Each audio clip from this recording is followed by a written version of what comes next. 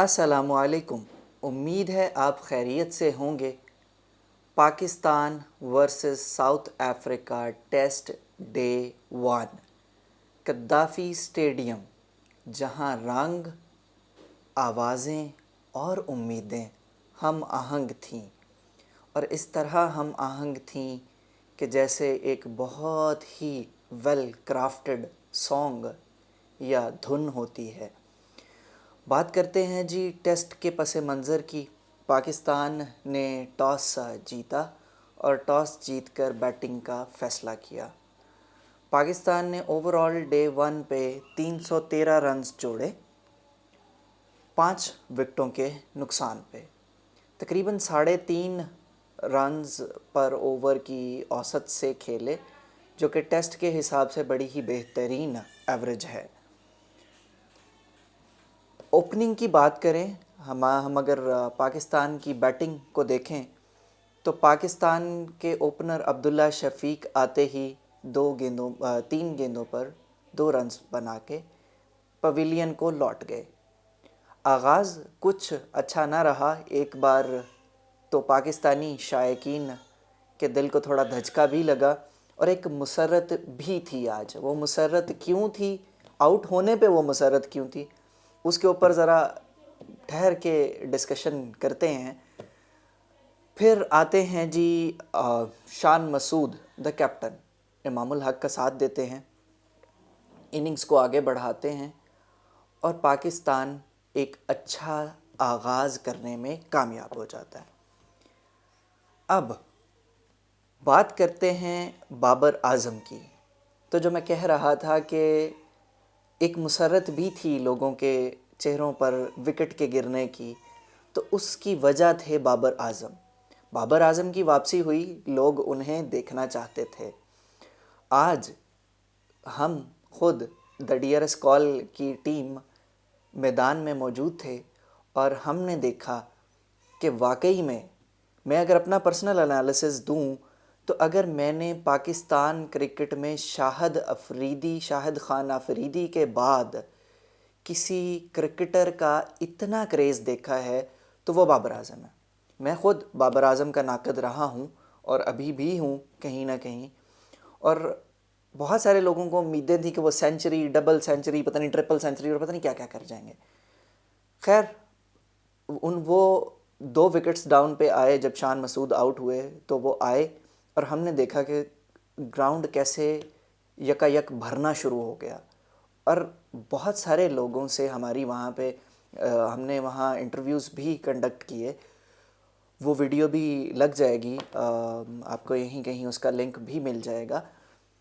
اس میں آپ دیکھ سکتے ہیں کہ میجورٹی کچھ لوگ تھے جنہوں نے یہ بھی کہا کہ بابر اعظم کو ہی نہیں لے کے چلنا چاہیے، باقی بھی اچھے پلیئرز ہیں، سلمان علی آغا کو بھی چانس دینا چاہیے، سائم ایوب اور باقی لوگوں کی بھی بات کی، لیکن میجورٹی نے وہاں پہ بابر اعظم کی ہی بات کی کہ ہم تو جی بابر اعظم کو دیکھنے آئے۔ اور بہت سارے لوگوں نے تو یہ تک کہا کہ پاکستان بعد میں، ہم تو بھائی بابر اعظم کو دیکھنے آئے۔ خیر، یہ تو ایک جذبات تھے۔ ملک تو ملک ہوتا ہے، ملک سب سے پہلے ہوتا ہے۔ کوئی بھی انڈیویجول یا کوئی بھی پرسن یا کوئی بھی ٹیم یا کچھ بھی اس کے بعد ہوتا ہے۔ ملک ہے تو آپ ہیں، ملک سب کچھ ہوتا ہے، لیکن جذبات، فرط جذبات میں بہہ کر انہوں نے کچھ اس طرح کی باتیں بھی کیں جو کہ ان کے بابر اعظم کے لیے جذبے کو ظاہر کرتا تھا۔ بابر اعظم نے جناب کوئی بہت زیادہ رنز تو نہیں جوڑے، 23 رنز بنائے انہوں نے۔ آغاز انہوں نے اچھا کیا تھا، 23 رنز بنائے انہوں نے، اور وہ ہارمر کی بال پہ ایل بی ڈبلیو ہو گئے۔ امپائر نے انیشلی ایل بی ڈبلیو نہیں دیا، لیکن انہوں نے اچھا ریویو لیا ساؤتھ افریقن ٹیم نے، اور بالآخر بابر اعظم کو جانا پڑا۔ تو یہ کوئی بہت بہترین سٹارٹ تو نہیں تھا، بہت خراب بھی نہیں کہہ سکتے، بہت بہترین بھی نہیں کہہ سکتے، یہ ایوریج سٹارٹ تھا۔ بابر اعظم سے لوگ اس سے بہت زیادہ ایکسپیکٹ کر رہے تھے۔ جب ہم نے وہاں لوگوں سے بات چیت کی تو بھی وہ اس سے بہت آگے ایکسپیکٹ کر رہے تھے بابر اعظم سے۔ اور شاید یہ بھی ایک وجہ رہتی ہے بابر اعظم کے اوپر، جو سٹارڈم کا جو ایک پریشر ہے وہ بھی خیر کہیں نہ کہیں رہتا ہے۔ پھر اور بڑی ایک انٹرسٹنگ سچویشن بن گئی جب آؤٹ ہوئے امام الحق 93 رنز بنا کر. وہ جو ہے سلپ پہ ہی انہوں نے کیچ دے دیا. ناٹ سلپ میں نہیں تھا، بیکورڈ سلپ پہ انہوں نے کیچ دیا. ان کا ایج ہوا اور ڈک کرنے گئے تھے، ایج ہوا اور وہ کیچ ہو گئے. اگر وہ سینچری میں کنورٹ کر پاتے اس اننگ کو تو ہمیں بھی بڑی خوشی ملتی. اور ویسے بھی ان کی اننگز دیکھ کے اچھا لگا، خوشی ملی. انہوں نے اچھا کھیلا. اگر ہم بات کریں امام الحق کی تو انہوں نے 7 چوکے مارے اور 1 چھکا مارا. 153 گیندوں پہ انہوں نے 93 رن سکور کیے. خیر ان لکی رہے، 3 فگرز میں اسے نہ کنورٹ کر پائے. اور پھر آتے ہیں جی ہمارے ایک اور ٹیسٹ کے پرماننٹ ممبر سعود شکیل. سعود شکیل بھی ان لکی رہے، آج پہلی ہی گیند پہ آؤٹ ہو گئے وہ. اور یوں ٹی سیشن جو ہے وہ ٹی بریک ہو گئی ان کے آؤٹ کے بعد. اور بیک ٹو بیک وکٹس گریں. اور آتے ہی جب ٹی سیشن کا اختتام ہوا تو آتے ہی بابر اعظم کی بھی وکٹ گری. 199 پہ 2 تھا، 199 پہ 3 ہوا، 199 پہ 4 ہوا اور 199 پہ ہی 5 ہو گیا. بابر اعظم چلتے بنے. پھر آتے ہیں جی رضوان اور سلمان علی آغا، T20 کیپٹن سلمان علی آغا. ان دونوں نے کھڑے ہو کر ایک اچھا پاکستان کو جو ہے وہ واپسی کا رستہ، گیم میں واپسی کا رستہ دکھایا. جو کہ ایک ٹائم پہ ساؤتھ افریقہ جو کہ شروع میں انہوں نے وکٹ لی اور پھر وہ شان مسعود اور امام الحق کی اننگز میں جو ہے وہ کافی سٹرگل کیا. انہوں نے وہ وکٹ ڈھونڈنے کی کوشش کرتے رہے، انہوں نے ٹرائز کی. ربادہ جنہوں نے آؤٹ کیا تھا عبداللہ شفیق کو، ان کو بھی اوورز دیے گئے لیکن کچھ نہ بن پایا. ہارمر نے آج کافی اوورز کیے جی، اور متسوامی بھی لگے رہے. اب ہارمر نے پہلی وکٹ نکالی اور ہارمر نے نکالی بابر اعظم کی وکٹ. لیکن متسوامی جو کہ ٹی سے پہلے اپنا اوور کرنے آئے تھے وہ اس میں بڑے کامیاب رہے، بڑے افیکٹو رہے. وہ اس میں انہوں نے 2 وکٹس بیک ٹو بیک نکال کے دے دیں اپنی ٹیم کو، اور اس سے کنٹرول آیا ساؤتھ افریقن ٹیم کے پاس. اب رضوان اور آتے ہیں سلمان علی آغا، تو انہوں نے پھر سے ریزیوم کیا، ری ویمپ کیا پاکستان کی اس لڑکھڑاتی اننگز کو جو کہ ابھی جو ہے وہ بیک ٹو بیک آؤٹس کی وجہ سے پریشر میں آ گئی تھی. تو یہ ایک چینجنگ مومنٹ بھی ضرور رہا میچ کا دونوں اینڈ سے، کہ پاکستان نے سٹرگل کیا اور پھر پاکستان نے ریکور بھی کیا اس سے.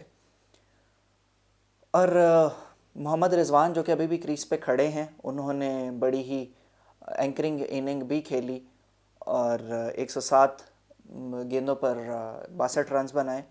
سلمان علی آغا بھی ابھی کریز پر موجود ہیں، 83 گیندوں میں 52 رنز بنائے انہوں نے.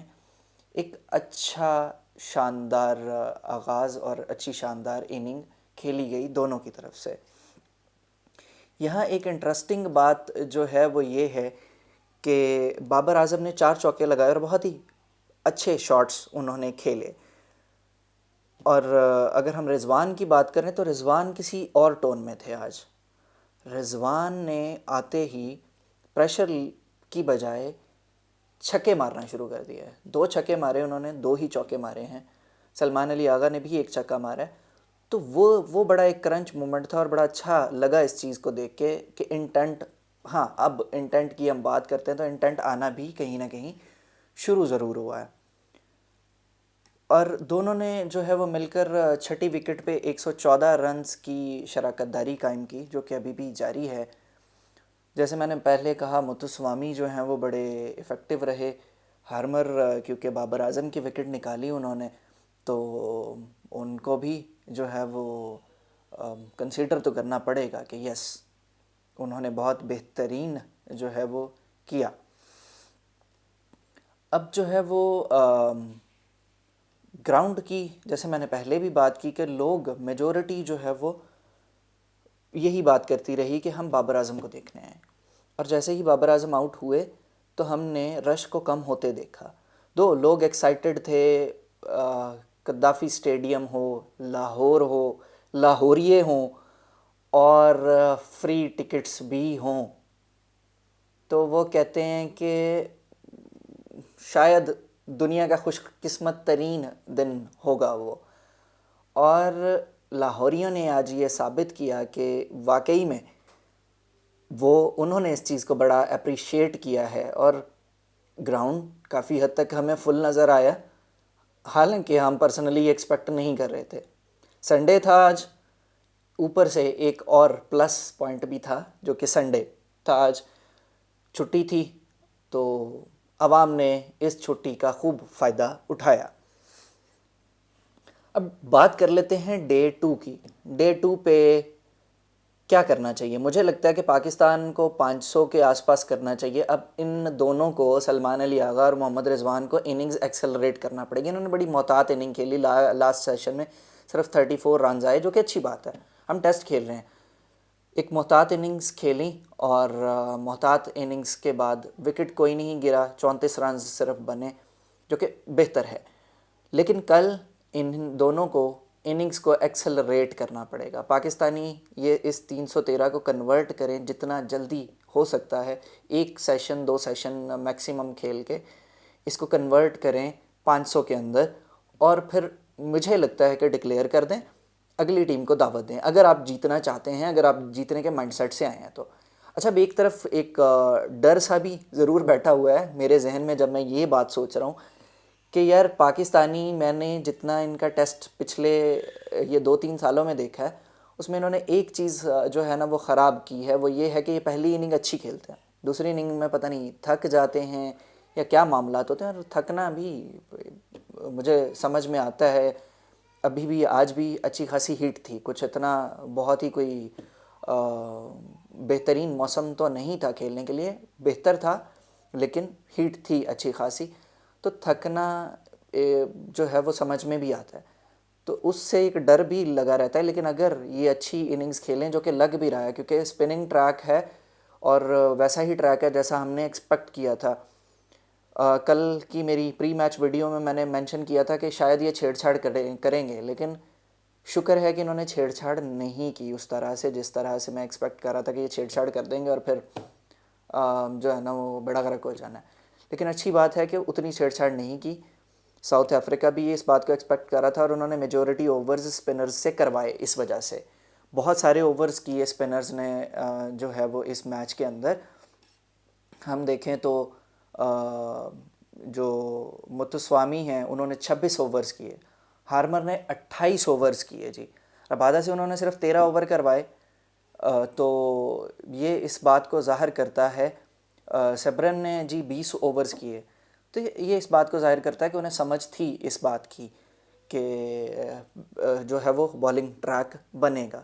تو پھر 500 کے قریب جو ہے وہ ڈکلیئر کریں، ان کو دعوت دیں، اور پھر ہم دیکھنا چاہتے ہیں کہ ہماری جو اسپننگ ہے کیپیبلٹی وہ کیسا پرفارم کرتی ہے. ہم اس کے لیے بھی بڑے ایکسائٹیڈ ہیں. میں نے کل بھی مینشن کیا تھا کہ ساجد خان اگر فٹ ہوئے تو الٹیمیٹ چوائس وہ ہوں گے، اور 2 اسپنرز 2 فاسٹ بالرز کے ساتھ جایا جائے گا. اور وہی بات ہے کہ ہم 2 اسپنرز اور 2 فاسٹ بالرز کے ساتھ گئے ہیں. اب نعمان اور ساجد خان کی گھومتی گیندیں کس طرح اپنا جادو جگاتی ہیں، یہ دیکھنے کے لیے ہم بھی جو ہے وہ بڑے ہی ایکسائٹیڈ ہیں، پر بڑے پرجوش ہیں. حسن علی کا بھی پریڈکٹ کیا تھا، اور شاہین افریدی تو پھر الٹیمیٹ چوائس بنتے تھے. تو یہ بھی دیکھنا ہوگا، ان کی بھی واپسی ہوئی ہے. شاہین افریدی کیسے پرفارم کرتے ہیں، کتنا ٹوک رش کرتے ہیں، کتنی سیم پوزیشنز سے بال کرتے ہیں، کتنا ریورس ہوتا ہے، یہ دیکھنے کے لیے بھی بڑے سارے فینز ہی پرجوش ہیں. کرکٹ شائقین سارے ہی پرجوش ہیں، ہم بھی پرجوش ہیں. اب دیکھنا یہ ہوگا کہ کل کا دن ہمارے لیے کس طرح کی کرکٹ لاتا ہے۔ آج تک کے لیے اتنا ہی۔ اپنا بہت سارا خیال رکھیں، محبتوں کا شکریہ۔ Like, share, follow and subscribe.